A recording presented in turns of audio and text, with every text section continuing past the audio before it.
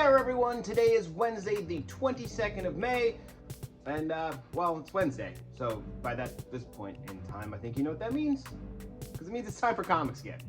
Thank you for tuning into Comics Again, the show that I do every week that comes into your feed and tells you all the new number ones coming your way, so you know what to check out when you come into the comic book store. So let's get down to business and see what you got coming your way.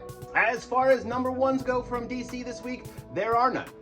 There is a tie-in to the House of Brainiac in the Superman universe, so check out Superman number 14 for part 4 of the House of Brainiac. Look at that. Main man, it's Lobo. But you've been reading it, you know he's involved. Switching gears and switching on over to the blood-soaked Blood Hunt at Marvel Comics, Blood Hunt gets an issue number 2 after the events of issue number 1. What could go wrong this time? Maybe everything. Maybe, like, literally everything could go wrong. Blood Hunt number 2 is here.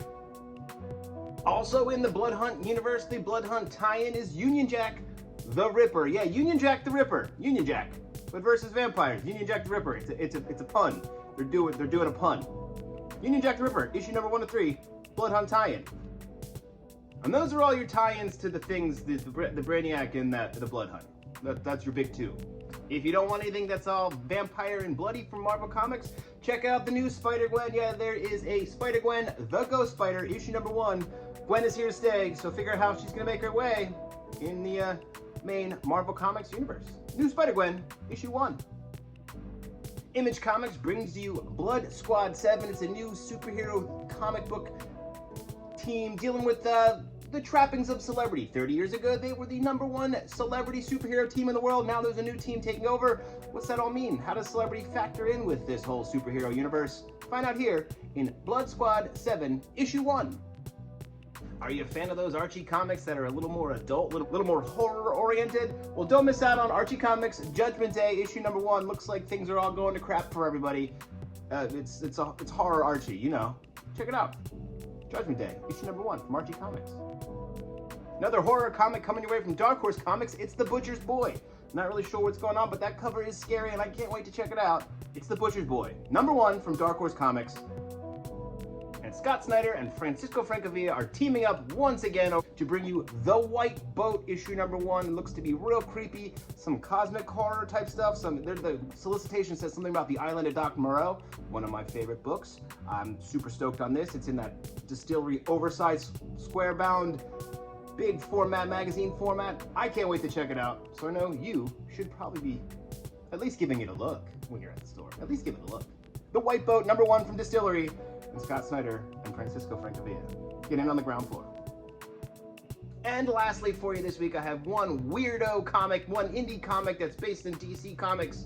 Check out All-Star Composite Superman. Indie cartoonist Dave Howlett has created his own tribute version, retelling, reimagining, reworking of the DC Comics Silver Age wildest villains. Check it out here. It's all in here. There's also a thing about Steve Ditko, and there's another thing in the back. It's chock full of stuff. It's available now from both Brave New Worlds locations, and it's made in conjunction with one of our friends in the comic book business, the comic book retailer business up in Nova Scotia, Strange Adventures. What's up, guys?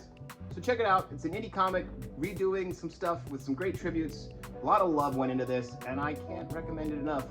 All-Star Composite Superman, issue 1 is here. It's like the whole, that's all it is. It's just a 1. It's just this issue.